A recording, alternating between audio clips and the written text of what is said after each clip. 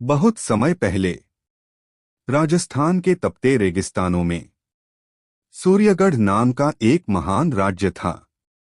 उस राज्य के राजा थे महाराज वीरेंद्र सिंह। वे अपनी वीरता, न्याय और करुणा के लिए पूरे इलाके में प्रसिद्ध थे। लेकिन सुख शांति अधिक समय तक टिक नहीं पाई। पड़ोसी राज्य का लालची राजा भानुसेन सूर्यगढ़ पर कब्जा करने की योजना बना चुका था। पृष्ठभूमि में हल्की दुखद धुन।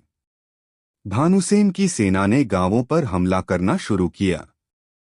फसलें जलाई गईं, व्यापारी लूट लिए गए और गरीब किसान भयभीत होकर राजा के दरबार पहुंच गए। लोग रोते हुए बोले, महाराज हमें बचाइए, वरना हम नष्ट हो जाएंगे। राजा वीरेंद्र ने शांत स्वर में कहा, न्याय तलवार से नहीं, धर्म से चलता है। परंतु जब अन्याय सीमा पार कर जाए तो तलवार उठाना भी धर्म है। ढोल और रणभेरी की आवाजें। राजा ने सेनापति रणजीत को आदेश दिया, सेना को युद्ध के लिए तैयार करो। शंखनाद गूंज उठा। सैनिक कवच पहनने लगे, घोड़े सजाए जाने लगे। राजा स्वयं सेना का नेतृत्व करने को तैयार हुए। रानी देवयानी ने विदा करते हुए कहा, स्वामी, प्रजा की रक्षा ही सबसे बड़ा धर्म है।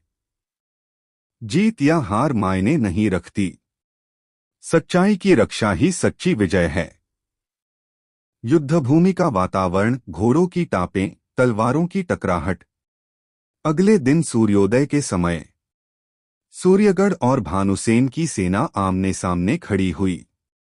धरती कांप उठी, तलवारें टकराईं, बाण बरसे और युद्ध आरंभ हो गया।